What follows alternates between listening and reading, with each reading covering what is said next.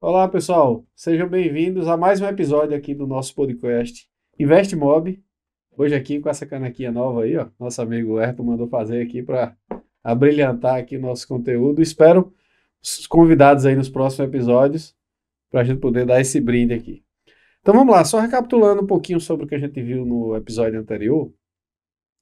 A gente falou, né, Ayrton, sobre uma visão geral aí do que é que seria apresentado aqui no podcast, que a gente vai falar tanto voltando para o público final, vamos dizer assim, quem não é do ramo de incorporação imobiliária, como também para quem for desse ramo, né, corretores, incorporadores, construtores e engenheiros, dando sempre uma visão balizada tanto na economia como na engenharia, na incorporação em si do negócio, né? Então a gente falou sobre vários temas, deu uma pincelada rápida, e o tema de hoje, desse nosso episódio aqui, vai ser falar um pouquinho sobre a parte de avaliação dos imóveis, tá? Então, nem eu, nem o Ayrton, nós somos especialistas nesse ponto. A gente depois vai trazer um especialista em avaliação de imóveis para falar a parte mais técnica em si, da norma e tal, mas o objetivo aqui hoje, continuando um pouquinho aquela pegada do primeiro episódio, é falar um pouco aí sobre uma visão mais geral dessa questão da avaliação e para que é que ela serve, né? É justamente para quem, primeiramente, olá pessoal, tudo bem? O segundo episódio, né? Então, para quem vai investir em imóveis, vai ter uma visão mais básica do que é avaliar uma propriedade, né? Tem gente que quer comprar um imóvel, mas não sabe nem por onde começar, e a gente vai dar justamente isso nesse episódio, né?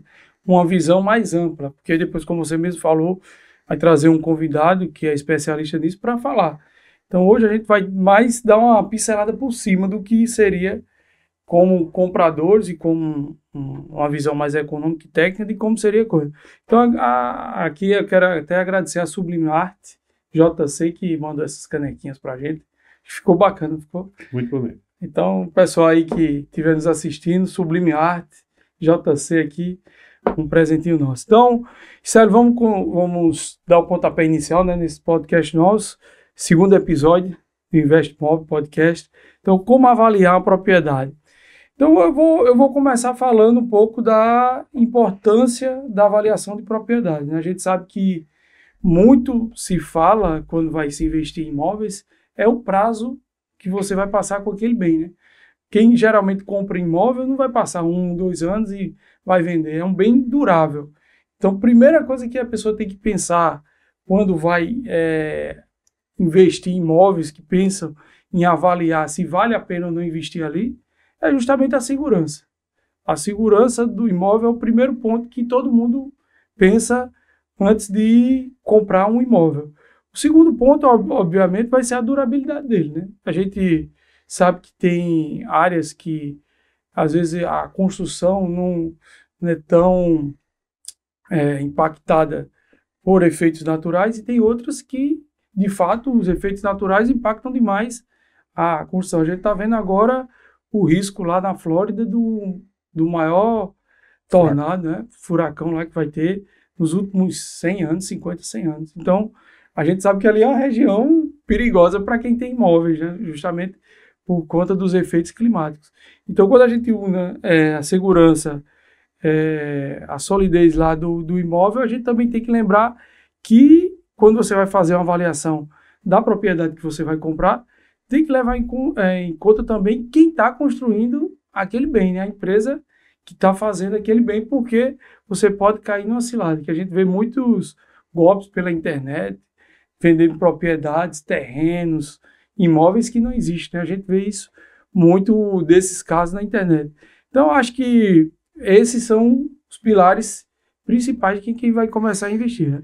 É, Mas aí, dessa forma, eu queria ver contigo também quais são os impactos de sucesso do investimento como esse, né? então, assim, Arthur, é importante essa questão do impacto ali do sucesso, né? Que se você não tiver uma avaliação bem feita, você pode estar comprando um imóvel que ele esteja acima do valor do mercado, né? E essa questão de acima do valor do mercado, como a gente vai falar um pouco mais detalhado mais à frente, ele tem vários fatores, né? Então, você pode comparar banana com limão, né? Comparar coisas diferentes. Então, não é só pegar o preço de um imóvel, esse apartamento aqui de 2 quartos nesse empreendimento é X, lá de 2 quartos naquele outro é Y. Não. Tem muitas variáveis que a gente vai detalhar aqui ao longo do episódio para vocês, que vocês vão ver que são importantes para realmente poder você fazer esse comparativo de forma mais correta, né? Existe uma metodologia toda a ser seguida por norma, mas como a gente falou aqui no comecinho do episódio, a gente vai dar uma visão mais geral, né? Uma visão não muito técnica hoje para poder dar essa introdução para vocês sobre esse tema. Então, eu queria que tu falasse um pouquinho, Arthur, quais são os pontos aí que vão influenciar essa questão de uma avaliação bem feita no preço de compra e no retorno do investimento, né? Eu tenho que falar do preço, porque o preço é o grande balizador do mercado, né? Então, quando a gente estuda economia, a gente sabe que o sistema de preço, ele é o que nos dá todas as informações que a gente precisa sobre o mercado em si. Seja ele de imóveis, seja ele de veículos, seja o que for. Até hoje a gente está vendo um mercado de crédito de carbono no mundo, né? Um mercado ligado à economia verde. Então, tudo gira em torno do sistema de preço. Então, se a gente vai avaliar um imóvel, a primeira coisa que a gente não pode correr é justamente do preço. O preço é a variável fundamental na hora que você vai comprar um imóvel. Inclusive, se você comprar essa questão analisando o retorno sobre investimento, né? Se você comprar um imóvel pensando que aquele imóvel está com preço bom, mas na verdade ele não estiver bem precificado, né? A pessoa que tiver feito aquela avaliação, a gente sabe que os profissionais habilitados para fazer avaliação são corretores ou engenheiros, né? Que têm especialização nessa área. Que se o valor não estiver bem mensurado, você pode pensar que vai ter um retorno lá na frente do seu investimento, que na verdade esse retorno não aconteça, né? Principalmente no ponto principal, que é o tema aqui desse nosso podcast, que é investimentos em empreendimentos de incorporação imobiliária, né? Então, se você estiver comprando imóvel na planta e aquele empreendimento que você estiver comprando, ele já estiver super valorizado, já estiver com o preço já muito inflacionado, por exemplo, você está comprando na planta, mas você já está pagando um valor do imóvel pronto, então esse fator aí, você pode ter o teu retorno do investimento que você tinha previsto, pode ser que você não consiga você vai perder uma margem, aferir aquela margem ali que você iria ter, né? Isso foi um ponto importante que você tocou, Ricardo, porque muitas vezes as pessoas têm que levar em consideração justamente essa questão. Qual o estágio da obra que eu estou comprando o imóvel? Se ele está pronto, ele vai ter um valor diferente daquele imóvel na planta, né? Até virou um meme recentemente na internet, você compra na planta, fazer uma transformação das pessoas, e o imóvel é mais ou menos dessa forma. Você compra na planta esperando justamente a entrega do imóvel. Durante esse tempo, há uma valorização natural do empreendimento. Por um lado, por conta da inflação, né, que ele é reajustado pelo índice da construção civil, geralmente é o INCC, né, o Índice Nacional de Custo da Construção, mas também por conta da questão da oferta e da demanda. Se há uma procura maior por aquele bem naquela área, naquela região, o preço dele naturalmente vai aumentar. A gente conhece empreendimentos que foram vendidos bastantes unidades no início, que isso valorizou o restante, né? A gente sabe que quando lança e você consegue vender muito, ele já valoriza as outras unidades que não foram negociadas. Então você já ganha uma margem só porque você comprou logo de início do lançamento daquele empreendimento. E isso vai fazer com que haja um ganho de margem ao longo do tempo. Por quê? Porque o empreendimento imobiliário ele não vai se ficar pronto em um ano e meio, 2 anos. Geralmente ele dura 2, 3, 4 anos. Então, durante 4 anos você está rendendo seu dinheiro de uma maneira escalável. Porque vamos dar números, né? Você compra um imóvel de 200 mil na planta, digamos, um mais simples. Quando você for entregar aquele imóvel, está valendo no mínimo 350 a 400 mil. Então, você dobra o capital durante um prazo relativamente curto. Que quando a gente vê isso no mercado financeiro, se torna mais difícil. Principalmente quando você investe em renda fixa. Na renda variável pode ter picos de valorização. E tendo a garantia do que a gente costuma chamar de tijolo. De tijolo, né? Você não vai ter um título, você vai ter um bem durável. Um bem durável por longo tempo, né? Você hoje está comprando um título de renda variável, lá no final você vai ter que vender. Você não vai ficar com ele para sempre. Se você for precisar de um valor, você vai ter que vender. O imóvel, você pode fazer dinheiro com ele e tendo a propriedade do produto. Você pode usar, pode alugar ou pode vender para rentabilizar, né? Aí, pegando esse gancho de valorização, quem está comprando o imóvel na planta, ele já vai ter uma noção de quanto, mais ou menos, vai ter de rentabilidade naquele empreendimento, naquela região, por conta das informações que tem disponíveis no mercado, né?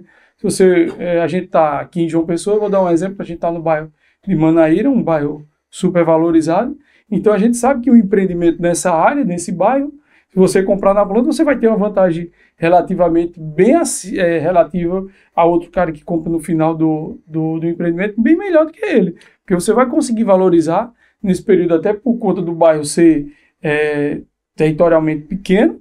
Então, a escassez de terreno faz com que a própria região ele ganhe valorização por conta da oferta e demanda. Com certeza. Arthur, eu queria começar a aproveitar agora e discutir contigo os principais pontos, né? A gente sabe que tem vários fatores que influenciam no valor do imóvel, mas para a gente começar pelo ponto que eu acho que é um dos principais, que você até começou a citar ele aí, que é a questão da localização. Qual é a sua percepção em relação às influências da localização em relação ao valor do imóvel? Tem um presidente lá do Sinduscom que ele fala justamente isso, que tem 3 aspectos importantes no imóvel: a localização e a localização. Eu sabia que você ia dizer. É de praxe essa frase, porque ela dá todo o potencial que o imóvel, que o seu investimento vai ter. Você está investindo no imóvel que tem uma boa localização, então você tem garantido e um retorno garantido. Vamos lá. Vou dar um exemplo simples. Para quem não está acostumado aqui em João Pessoa, vou dar um exemplo de São Paulo. Eu viajei recentemente para São Paulo e aparecem aqueles anúncios de imóveis no Instagram, né, nas redes sociais, e todos, sem exceção, quando você fala no bairro dos Jardins, todos vão dizer assim, próximo a Oscar Freire. Eu sei que o bairro dos Jardins não é todo do lado da Oscar Freire, mas quando lança o imóvel próximo a Oscar Freire. O próximo metrô, próximo a algum item de valorização. Quando você vai mais para a Zona Sul, ali em Itaim, próximo a Faria Lima, a região mais valorizada da cidade, próximo a Faria Lima. Você vai mais para o centro, próximo a Paulista. Se você vai mais para a região dos parques, próximo a Ibirapuera. Ou seja, o marketing já percebeu que a localização do imóvel é o fator decisivo para quem vai investir. Porque não é só a localização. Quando você traz a localização para o preço do bem, você agrega valor. Vamos supor, eu como turista, eu fui para São Paulo dessa última vez, fiquei lá na 9 de julho. Próximo a tudo, próximo ao Oscar Freire. Atravessou a rua, estava no Oscar Freire. Por que eu fiquei lá? Para mim, a mobilidade foi melhor, próximo a Paulista, próximo para Itaim, então para mim estava bom. Tem um cercado de infraestrutura boa, restaurantes, shoppings, tudo que eu precisava estava por ali perto. E outra coisa, a mobilidade em grandes cidades conta demais, como você falou, próximo ao metrô, próxima estação. Eu acho que essa questão também da localização é importante a gente falar aí para quem estiver nos ouvindo e nos vendo também, né? É que depende também do uso daquela edificação, né? Então, por exemplo, se é uma edificação voltada para estudantes, se ela está vizinha a uma universidade, a localização é excelente. Se é uma edificação voltada para turismo, aqui em João Pessoa, a gente sabe que o mercado está muito aquecido. As edificações beira-mar, né, tem um valor que estão crescendo muito. Então, assim, dependendo do uso, aí você vai começar a ter agregadores de valorização, né, como, por exemplo, shoppings, restaurantes, enquanto mais comodidades for tendo ali próximo da localização do empreendimento, e às vezes a gente tem que ver não só os aspectos positivos de cada uma das regiões, né? Tem que ver também possíveis aspectos negativos. Será que, por exemplo, é um imóvel mais voltado para a família, para a moradia? Será que vai ter algum local para a família poder passear, alguma praça para levar um cachorro para passear, ou levar as crianças para brincar? Ou vai ter algum lugar que é muito barulhento, ou então está muito conturbado ali o local, não tem mais onde estacionar? Então, para um público pode ser uma localização boa, para outro público pode ser uma localização que não tão boa, né? Então, a gente tem que, quem vai investir, quem vai avaliar uma propriedade para investimento, ele tem que saber qual a finalidade do investimento. Se for para turista, obviamente ele vai querer o quanto mais próximo da praia, né? Se for para um estudante, ele vai querer próximo da universidade. Vou dar um exemplo para quem está aqui em João Pessoa. A gente está no bairro de Manaíra, como eu já falei. Na rua que a gente está, tem 3 shoppings. 3 grandes shoppings, o maior da cidade, o terceiro maior e o quarto maior, digamos, por aí, na mesma rua. Então, para uma família, talvez não seja tão interessante porque é muito movimento. Mas para quem tem empresa, comércio, é ideal. Se eu fosse investir numa sala comercial, eu gostaria de investir numa rua como essa. Porque eu tenho 3 shoppings, fora os outros comércios que estão envolvidos aqui. Então, tem uma infraestrutura naturalmente boa, que ao mesmo tempo é uma avenida que vai dar no mar e é uma BR que vai ligar daqui para, que é a Transamazônica, que vai até a Amazônia, como a gente fala. Então, a gente tem uma região propícia para um tipo de empreendimento. Já quem compra flat na praia, quanto mais próximo, a quadra mais próxima do mar, mais valorizado vai estar. Então, aquele metro quadrado também vai ser. Então, quando você for avaliar um imóvel, sabe primeiro para quem vai utilizar esse imóvel, porque ele vai depender, o preço e a valorização vai depender muito do que tipo de imóvel você vai querer. Outro ponto que é importante é a questão da análise comparativa do mercado local, né? Então, na hora de você fazer a avaliação, acho que a localização dos principais pontos, né? Você chegou a brincar localização, mas a análise comparativa de mercado também é muito importante, né? Então, queria que você falasse um pouquinho sobre esse ponto aí também. Naturalmente a gente faz isso em todos os setores, né? Como economista ou como um comprador qualquer. Então, quando você vai no shopping, por exemplo, vou dar um exemplo simples. Um comprador vai comprar uma camisa numa loja X de departamento. Eu tenho certeza que ele vai na outra para conferir se o preço daquele tipo de camisa é o mesmo entre as lojas. Você vai comprar um carro, aquele carro com aquela característica, você vai em uma montadora, vai na outra para ver se o preço é igual. Você também tem que fazer isso com o imóvel.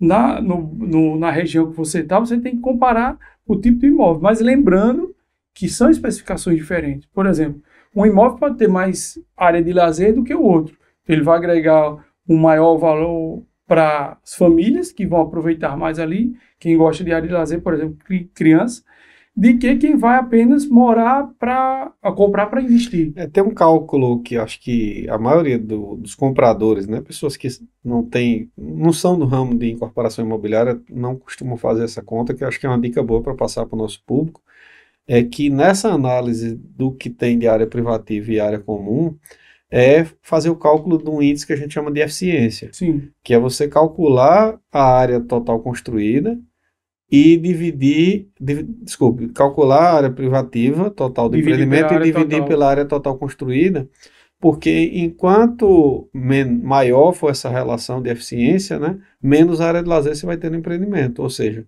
se você tem, por exemplo, você constrói os empreendimentos de médio porte, a gente tem normalmente essa relação de eficiência em 60%. Então quer dizer que o quê? 60% da área construída é área privativa e o resto é área de uso comum. Área de uso comum, entendeu? Então, você vai analisando isso aí. Então, para quem é o comprador, né? Enquanto menor for essa eficiência, é melhor para o comprador. Claro, é pior financeiramente para o incorporador, né? Porque ele está recebendo menos valor das unidades, mas para o comprador uma relação melhor porque ele sabe que está recebendo mais áreas comuns. Claro que ele tem que analisar também se aquelas áreas comuns que tem naquele empreendimento atendem para o uso específico dele, que é como a gente estava falando aqui anteriormente, né? Dependendo do público que for, vão ter itens de lazer que vão ser interessantes para algum público e tem outros itens que vão ser interessantes para outro público. Que a gente tem muito aqui também é aquela questão dos condomínios clubes, né? Condomínios clubes, então que a gente tem uma área de lazer gigantesca, principalmente aqueles empreendimentos que são mais próximos da praia, né? Porque você agregar área de lazer ao mar, né? A gente vê muito isso nas praias de Cabedelo. Então a gente vai ver que uma área útil a área privativa é bem menor do que a área comum do prédio. Então a gente vai ter uma área de utilização bem mais ampla. Mas outra coisa que deve ser levada em conta, como a gente falou até anteriormente, é para que finalidade vai ser comprado aquele imóvel. Porque, por exemplo, você tem filho, eu tenho filho. Condomínio clube para a gente seria um sonho, porque deixa os meninos lá, as crianças brincando. Mas para quem vai investir, pensando em monetizar ele, para um estudante que vai alugar um apartamento próximo à universidade, talvez não seja tão interessante porque o custo-benefício para aquele estudante vai ser muito elevado. Principalmente custo de condomínio. Você Isso. vai pagar, provavelmente você vai pagar um valor mais alto. Mais alto. Porque não existe almoço grátis, né? Se a incorporadora, ela vai ter uma relação entre área privativa e área construída pior para ela, né? Ou seja, ela vai receber menos sobre a área total que ele vai gastar para construir, ele tem que cobrar um valor mais alto, não tem lógica. Então, por exemplo, se você pegar um imóvel na Zona Sul aqui, numa área mais popular, Minha Casa Minha Vida, que você vai vender ali entre 4, 5, no máximo 6 mil reais o metro quadrado, ele vai ter essa relação entre a área construída e a área privativa menor. Já se você for, por exemplo, para o Alto Plano, aqui em João Pessoa, né, para áreas que tem esses condomínios clube que você falou, você vai ter que vender um metro quadrado a 12 mil, 13, 14 mil para poder a conta fechar, né? E isso é natural do empreendimento. Vai depender muito da localização e do tipo de empreendimento do qual tem se falado. Mas outra coisa que a gente tem que falar é também nas condições físicas do empreendimento, né? Eu acho que isso aí você é fera para poder explicar ao pessoal. É aquela história, né? Quando a gente está falando agora de um empreendimento já pronto, né? Você faz uma avaliação do imóvel pronto. É importante você entender o estado de conservação, né? Se aquele empreendimento, primeiro, se ele está tendo uma manutenção regular, então em relação à pintura, se tem fissuras na estrutura, se você tem, tanto na parte privativa da unidade que você está comprando, como também nas áreas comuns, equipamentos, né? Então, por exemplo, se você tem um elevador naquela edificação muito obsoleto, então aquilo ali com certeza vai desvalorizar a edificação.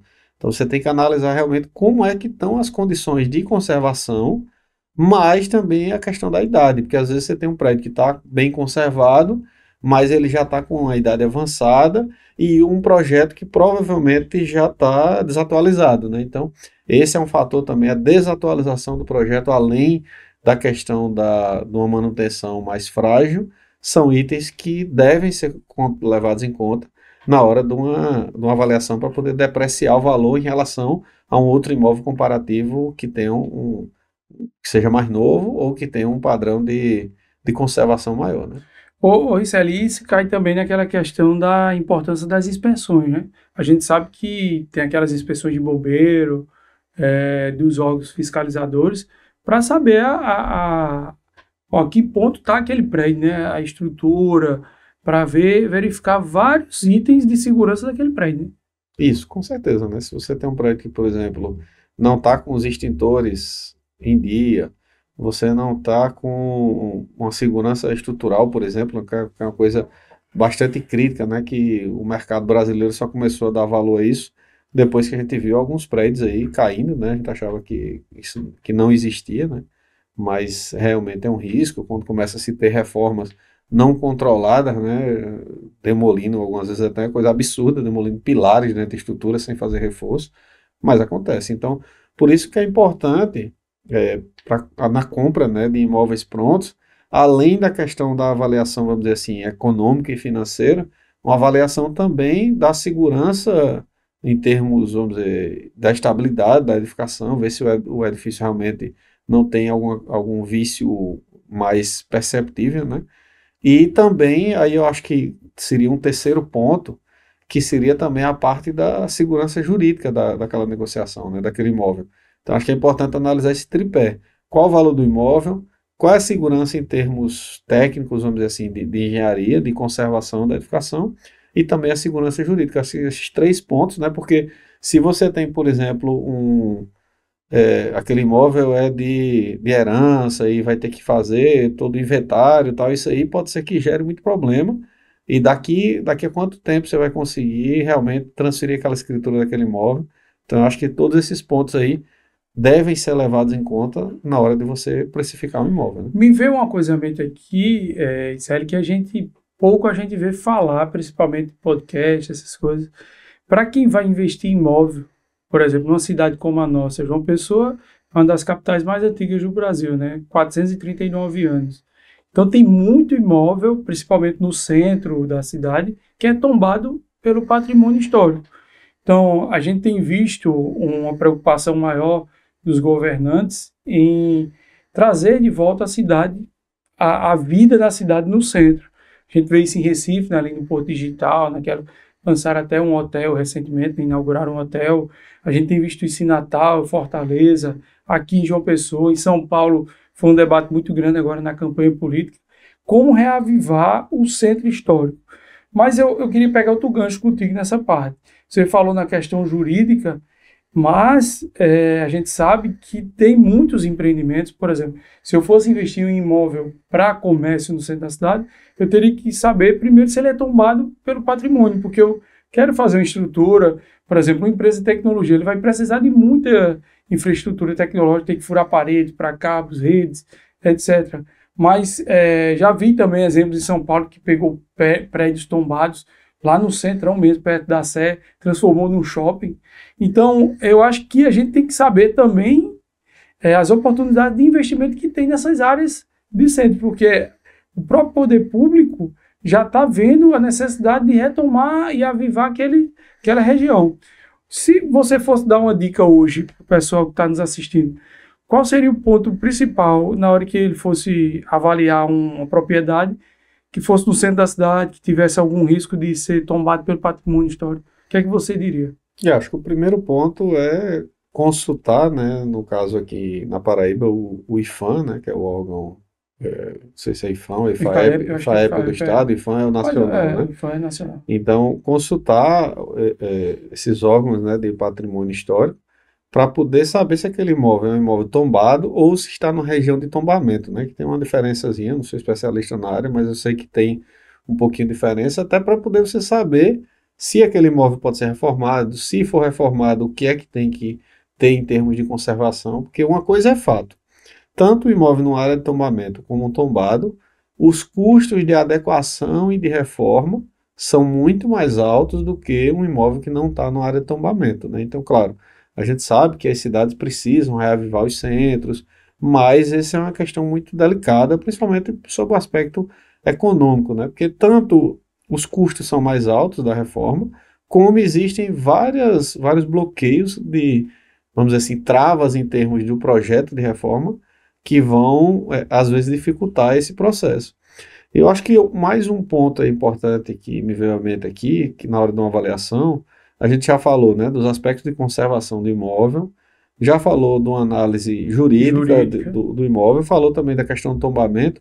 Eu acho que também outra análise importante a ser feita é a questão de uma análise ambiental. Então, imagina, você comprou um terreno, que aquele terreno foi um posto de gasolina. A gente sabe que tem, depois de um terreno, depois de ter sido um posto, depois de certo tempo ali, você não pode construir nada, né? Então, Principalmente residencial, né? Isso, aí tem que ter esse cuidado.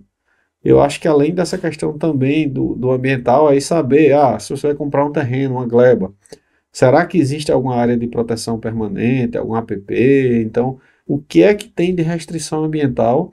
Eu já participei a gente está inclusive participando de alguns empreendimentos agora, que às vezes levantam cuidados, né, nessa área, por exemplo, loteamentos ou condomínios fechados, que se você não tiver cuidado, dependendo da região ali do terreno, se você desenvolver o projeto e andar muito, você pode depois ter que voltar, porque os órgãos ambientais não vão permitir que você faça edificações ou num lugar com muita declividade, algum córrego de água, ou então alguma mata que seja uma mata primária, né?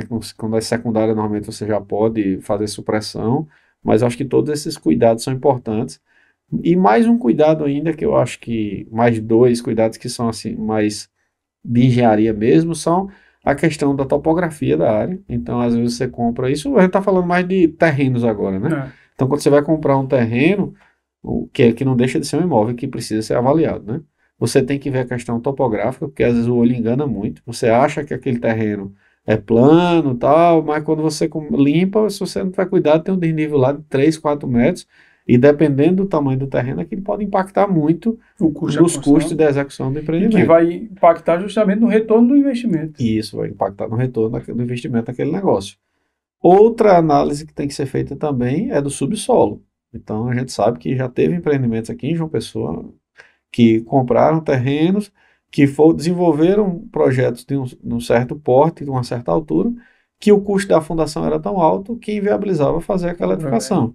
Então, assim, é importante você ter esse tripé, né? Inclusive, Aqui na Bloco Construções a gente tem uma cultura, Arthur, e é aquela história, né? Errando que se aprende, vivendo e aprendendo. Quanto mais a gente foi errando aí ao longo do tempo e vendo os cuidados que precisava ter, hoje quando a gente está negociando a área, normalmente a gente costuma fazer um memorando de intenções, onde a gente coloca todos esses gatilhos aí de uma due diligência jurídica, né, que é uma análise legal de toda a documentação do terreno e dos proprietários, uma análise da topografia, tanto planimetria para saber se as dimensões estão corretas, como a altimetria para saber os desníveis, uma análise pelo menos preliminar do subsolo, fazendo algumas sondagens, uma análise ambiental e também uma análise conferindo na prefeitura o que é que realmente cabe naquele produto, né? Então, essa questão aí ajuda muito para que você avalie o terreno de forma correta, né? Claro que para desenvolver o empreendimento teria mais alguns outros fatores, como pesquisa de mercado, mas aí são cenas dos próximos capítulos, dos próximos episódios. Eu vou até pegar. A gente falou tanto e não esqueceu de falar do nosso patrocinador, né? Que é a Bloco Construções. A gente já começou mandando alô para todo mundo e esqueceu da Bloco. Mas eu queria, antes de finalizar esse ponto, eu lembrei de duas coisas importantes. Que recentemente eu fui para uma palestra de um advogado para corretores de imóveis, participei do evento, do Cresce, e ele tocou num ponto sensível que muitas vezes o investidor esquece de verificar, que é justamente os débitos que aquela propriedade tem com o antigo proprietário. Teve um caso, ele até citou, na cidade de Alagoas, lá que um casal de investidores compraram o imóvel a um corretor e não se atentaram para os débitos que tinham aquele imóvel. Era um imóvel usado, obviamente. E eles compraram, fizeram a negociação junto ao corretor de imóvel e no final do dia, tudo ok, assinaram os documentos, beleza. Quando foi no outro dia, eles foram para o cartório, registrar o imóvel, aquela coisa toda. Quando chegou lá, tinha um débito do imóvel maior do que o valor do próprio imóvel. E eles caíram basicamente num golpe porque eles não imaginavam que aquela propriedade teria um custo tão alto para se adquirir, que era basicamente o dobro do valor do empreendimento, do imóvel. Aí me veio à mente, a gente falando em centro histórico, a maior parte desses imóveis que estão lá tomados pelo patrimônio histórico são de famílias antigas que são donas daquela propriedade, que muitas vezes até abandonam a propriedade por conta dos débitos que foi se prolongando ao longo dos anos, né? Vão acumulando, termina que não tem mais condição de pagar. Ele quer vender o imóvel por conta de herança, de diversos outros fatores, e acaba que o investidor muitas vezes esquece de verificar esses débitos junto à prefeitura, aos órgãos importantes. Mas eu acho que também, por outro lado, tem uma vantagem interessante. Pelo menos aqui em João Pessoa, acho que em outras regiões também, os órgãos públicos estão dando até vantagens fiscais para quem instala negócios ou compra imóveis no centro da cidade, né? Redução de ITBI, redução de em relação a essa questão para empresas. de débitos, é importante entender que não são débitos apenas do imóvel, né? Na matrícula do imóvel pode ter averbado débitos, por exemplo, trabalhista. Então, você pode ter algum bloqueio do seu imóvel por N fatores, né? Então, por isso que é importante, aquele fator que eu tinha dito anteriormente, a due diligência. Que é IPTU. Não é só IPTU, condomínio, né? Então, você tem que analisar todas as possíveis averbações de problemas que aquele imóvel pode ter ali. Então, para isso, por isso que é importante tirar uma certidão, né? Uma certidão de inteiro teor, uma certidão vintenária, para poder entender todo o histórico daquele terreno, e não só do terreno, também dos proprietários, porque existem casos, né, até depois de você fazer a venda do imóvel, até, se eu não me engano, aí, não sei se sou advogado, mas se eu não me engano, até 1 ano, pode até ser revertida a escritura, dependendo se tiver algum passivo lá no vendedor. E foi nesse caso aí que o comprador teve que entrar para pedir judicialmente para isso aí lá vai dor de cabeça, né? Então ele poderia ter diminuído essa dor de cabeça dele se ele tivesse feito uma pesquisa prévia, né? E pelo que eu fiquei sabendo também, o próprio corretor também foi intimado pelo Cresce local por conta desse... Por não ter feito essa análise. Porque foi uma falta de informação que não se sabe se foi de má fé ou se ele de fato não sabia. Ele foi intimado porque ele também não procurou saber das informações do imóvel para passar para o cliente, né? Porque às vezes é um jogo que todo mundo ganha, não é só o cliente que vai investir, mas também o corretor que está vendendo a ele e o próprio proprietário. Se o proprietário não passou para o corretor, então essa informação deveria ter sido pesquisada por ele, se o imóvel tem algum débito e etc. Então foi bem interessante e eu acredito que seria um tema muito interessante também da gente trazer aqui no Eu acho podcast. que o pessoal do direito ele chama esse tipo de imóvel aí de ativos estressados, né? Ativos que tem problemas ali.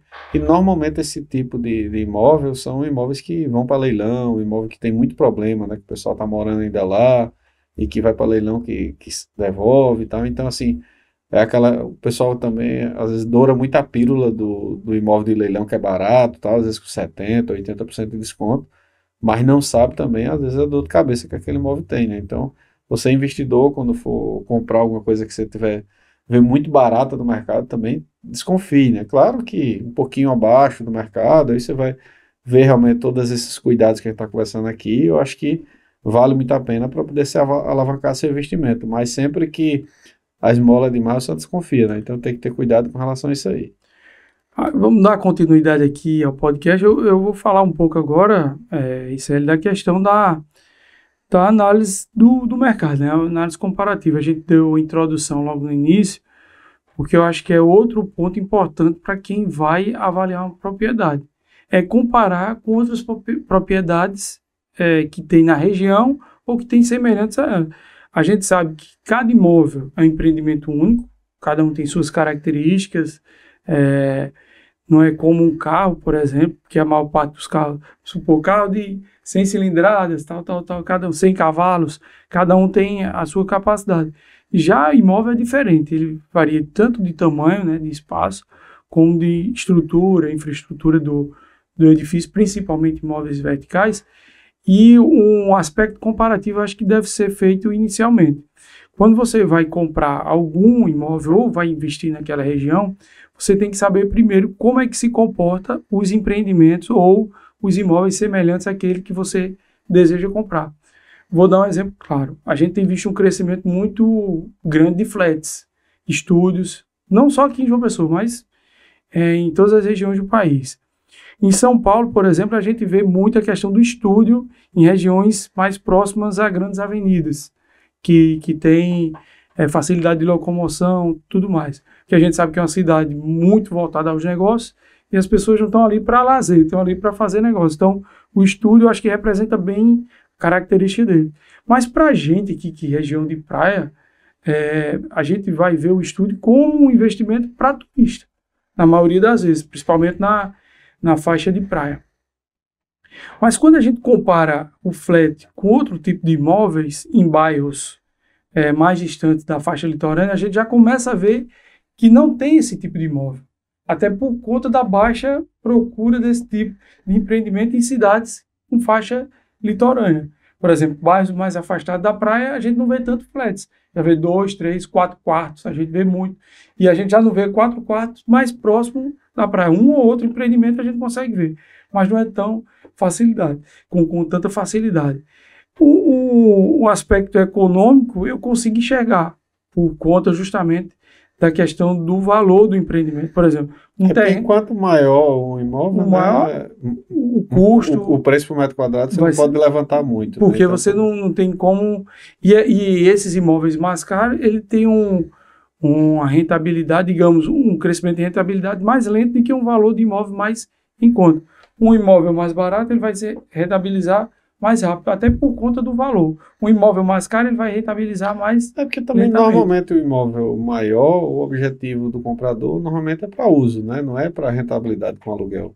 Já os menores não, o objetivo é mais voltado realmente para o investidor puro, vamos dizer assim, que quer rentabilizar com aluguel, e principalmente depois da chegada das plataformas aí, né, como o Booking, Airbnb, que aí você consegue fazer alocação por curta temporada, né? Então com isso consegue rentabilizar às vezes até mais que o dobro do valor que você teria de aluguel com longa temporada, né? Então acho que esse é um fator bem interessante. Eu acho que um ponto também, Everton, que a gente acabou não falando ainda, é que, claro, a gente vai trazer ainda um convidado para falar isso de forma mais detalhada, mas acho que é importante falar para o pessoal de forma bem en passant, tá, pessoal? Vou dizer de novo, eu não sou especialista em avaliação de imóveis, mas só para poder não ficar também vago, o processo formal, né, da norma para fazer uma análise desculpe, de viabilidade, não, uma análise de avaliação do imóvel, uma das metodologias, né, é o método comparativo, e esse método comparativo ele vai ver muita coisa do que a gente já falou aqui, quais são as variáveis, né, como por exemplo, localização. Aqui em João Pessoa, uma das variáveis muito usadas é a distância para o mar, então para os imóveis aqui da região litorânea, distância para o mar. Você vai ver quantidade de itens de lazer, quantas vagas de garagem, estado de conservação. Então o avaliador, ele vai escolher alguma daquelas variáveis, que a quantidade de variáveis, você vai ter que ter um cálculo lá estabelecido em norma.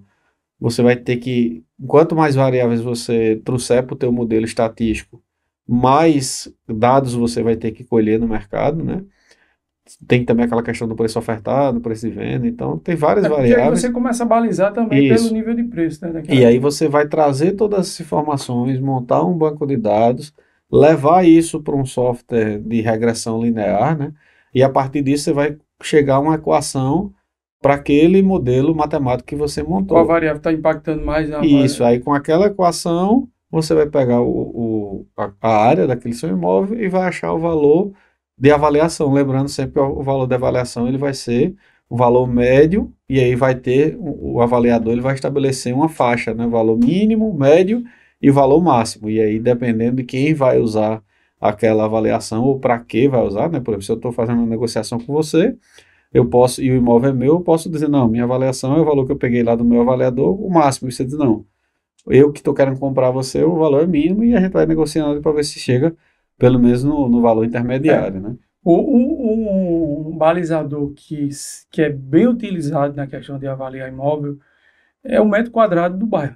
O metro quadrado do bairro ele vai, digamos, trazer um imóvel para uma média daquele bairro. A gente sabe que cada bairro tem imóveis de luxo, de alto padrão, e tem imóveis populares na maioria dos bairros. E geralmente o metro quadrado vai dar uma média daquela região. Mas ele vai dar uma noção bem inicial, né? Bem inicial, você ter um porque número mais exato. Mas para o investidor leigo, não. Ele já dá um primeiro horizonte. Já dá um primeiro certo. horizonte. Você vai pegar o valor, poxa, o empreendimento que eu vi é 450 mil de 50 metros quadrados.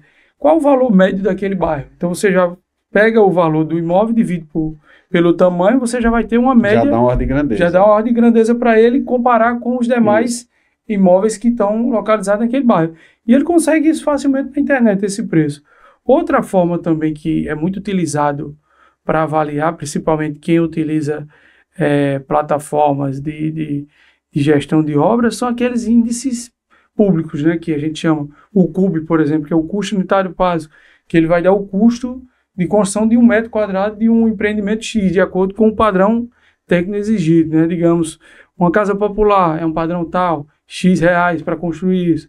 Uma casa de 2 quartos, então é X reais para construir esse tipo de empreendimento. Também tem indicadores da Caixa, né? O SINAP, que também traz 1 metro quadrado. Tem índice de mercado, né? Como índice FIPZAP. Então você começa a mapear indicadores que podem servir de comparativo para o que você quer fazer. Quando eu olho para um empreendimento, a primeira coisa que eu olho é óbvio, é o preço. Mas em seguida a gente tem que ver, esse preço do metro quadrado está condizente com o tamanho do apartamento, do imóvel. Se é casa, se for casa tem um valor diferente porque tem uma área, digamos, uma área de construída e outra área de lazer, de espaço que não utilizado é maior do que de um apartamento. Você vai ver se aquele imóvel é comercial, não é? A gente tem visto muito placa, né? Alugas para empreendimento comercial, vende para empreendimento.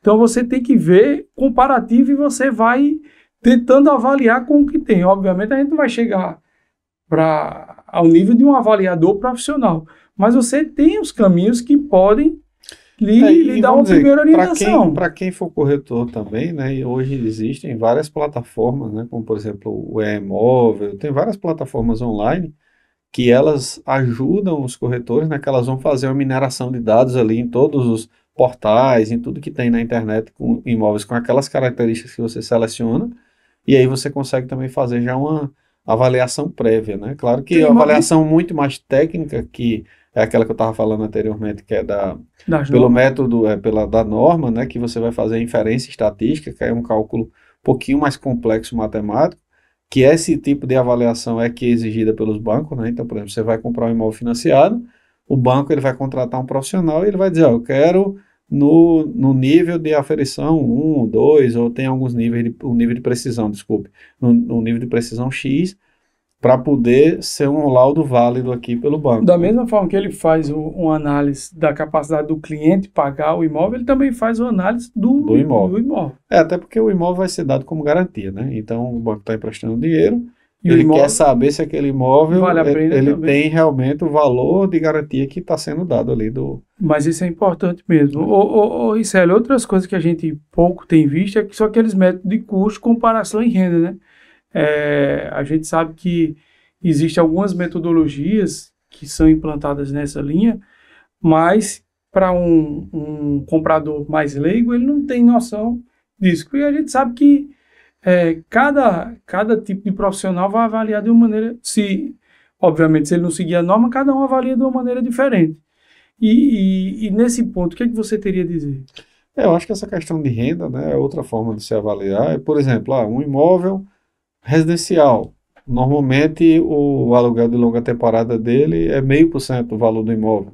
Então, se você pegar qual o valor de locação de imóveis similares àquele na região, aí você pode pegar pelo valor de locação, você inferir o valor de mercado daquele imóvel. Imóvel comercial, 0,7% a 1%, do valor do imóvel, né? Então, você sai usando alguns desses números aí para poder fazer uma análise mais, vamos dizer assim, expedita, né? Do que é que seria do potencial de renda daquele imóvel, e com base nesse potencial de renda, você extrapolar uma avaliação. Então, é aquela história, tem vários formatos, tem várias opções.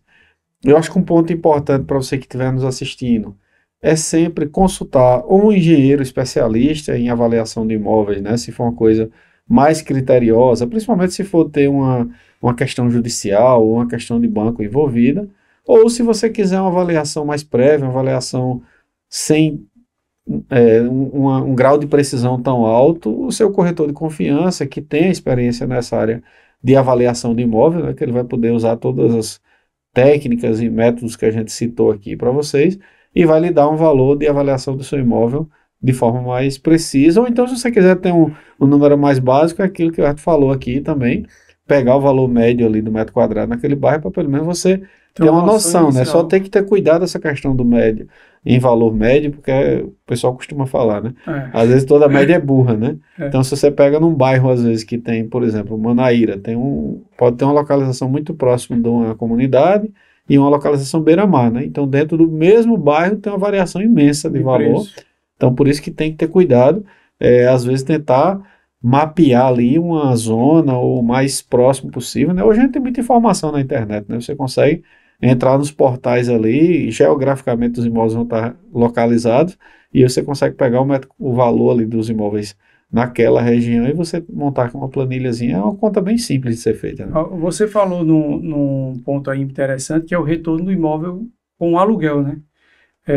Eu estava assistindo uma entrevista do investidor de São Paulo esse final de semana, e ele falando que mora num apartamento avaliado em 1,8 milhão, ou seja, 1.800.000 reais, né?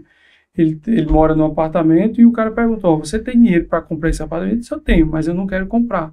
Aí o cara perguntou, por que você não quer comprar? Ele disse, porque eu pago um aluguel de 8.000 reais. Ou seja, se a gente for colocar na balança, hoje em média os imóveis rendem 0,5% do valor do imóvel de aluguel, né? Então vamos supor que o imóvel dele de 1.800.000 renderia para ele hoje 9.000 reais em aluguel. Só que o cara está pagando 8. Então o cara percebeu que ele está pagando bem menos do que a rentabilidade daquele imóvel poderia dar para ele. Mercado, sim. Então ele disse, não, então é melhor para mim hoje estar alugando o imóvel do que comprar. Porque até o próprio dono já entregou o imóvel para ele todo mobiliado. E você sabe que um imóvel no bairro de Moema, que era o que ele estava falando, é um imóvel, é um bairro de alto padrão em São Paulo. Então ele tem um imóvel no valor caro, pagando um valor de aluguel baixo.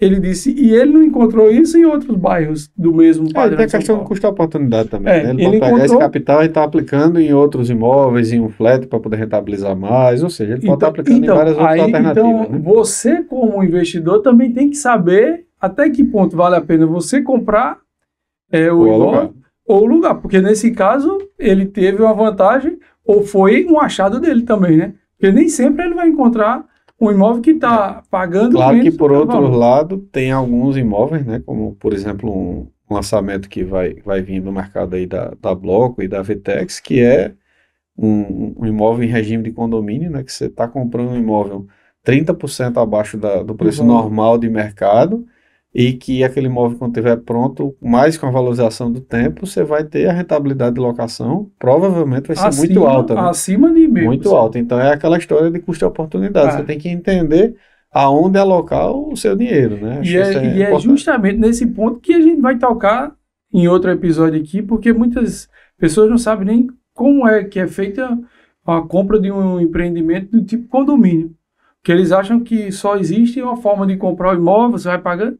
Não, você pode comprar o imóvel e você ir pagando o custo do seu imóvel, né? Isso. Que é justamente do condomínio, e isso vai ser tratado. É um tema para o próximo episódio. Aí. Mas de todo jeito, hoje também se usa muito tecnologia, né? E ferramentas online para se avaliar também empreendimentos, né? Então é aquela história que eu estava falando anteriormente, né? Hoje tem muitas plataformas aí que ajudam você fazer essa pesquisa, essa análise, né? Como, por exemplo, os portais. E aí eu acho que tem muita informação realmente. Né? É óbvio que isso não tira o mérito, ou até mesmo... É a responsabilidade de um profissional. De você ter um profissional, corretor ou engenheiro especialista nessa área da avaliação. E o corretor, que é perito, ele estudou justamente para fazer essa avaliação. Eu acho que dá para fazer um mix com isso. Na verdade, essa informação inicial que a gente está falando é para o pessoal ter uma noção inicial, né? Uma noção prévia, até para poder, acho que evitar, acho que é importante, aquela história, às vezes, da pessoa começar a pesquisar empreendimentos para comprar, meio que na cega, assim, eu quero um apartamento em tal canto, de tal forma, mas ele não sabe nem o valor estimado de mercado. Então, acho que isso aí já serve para uma primeira aproximação. Num segundo momento, acho que uma dica importante é o que eu falei também no episódio anterior, acho que eu vou repetir isso aqui ainda muitas vezes em vários episódios, é que quem vai comprar um imóvel, acho que é muito importante ter o seu cliente, ter o seu corretor de confiança, né, para ser aquela pessoa. Em vez de você ficar uma metralhadora ali tentando falar com vários corretores, escolha um corretor de confiança seu e junto com aquele profissional, né, que vai atuar como consultor, ele vai te ajudar, ele sim vai fazer uma avaliação dos imóveis que está procurando, seja imóvel que está na carteira dele ou de outros corretores parceiros, né? Então vai ajudar muito a mitigar os riscos aí da compra do imóvel por aquela pessoa. Isso, eu acho que o episódio de hoje deu pra gente falar... Já deu um caldo bom aí, né? Bom, a gente não deixou vários ganchos aí de assuntos para próximos episódios. A gente não aprofundou nenhum tema, até porque a gente quer trazer especialista para cada um desses tópicos, mas eu acho que quem está nos assistindo já começa a perceber que o podcast é justamente para ensinar essas pessoas o beabá de como se investir em imóveis. Então, a pessoa que não tinha ideia de como avaliar já vai sair desse episódio, já sei mais ou menos por onde eu devo começar. É isso aí. E para você que ficou aqui até o final, não esqueça de curtir aqui o nosso canal. Se você gostou desse conteúdo que a gente está compartilhando, a gente vai trazer vários outros conteúdos. Compartilhe também esse vídeo, pega o link lá, manda nos grupos de WhatsApp, manda para os seus contatos. Lembre-se que a gente vai estar sempre à disposição nas nossas redes sociais, né? O meu Instagram é Ricelli Lacerda. O meu é _Oliveira. E tem a do Investmob Podcast, né?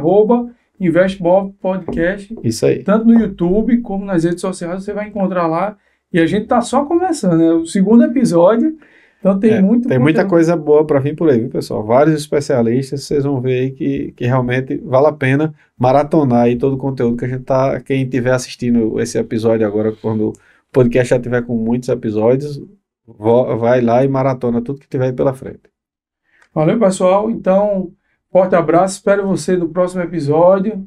Clique, compartilhe, curta. Compartilhe com seus amigos. Não deixe de marcar a gente nas redes sociais, né? Isso. marca o InvestMob. Quando vocês tiverem dúvida, manda lá no direct, no YouTube, que a gente vai responder para vocês. Então, E quem sabe daqui um dia você não tá aqui junto com a gente aqui também, nessa e eu agradecer também a Bloco, né? Bloco Construções, que é nosso Isso. patrocinador, Sublime Art, JC, que nos presenteou com essas canequinhas. Então, forte abraço, pessoal. Obrigado. Vamos brindar. Até o próximo episódio. Vamos lá.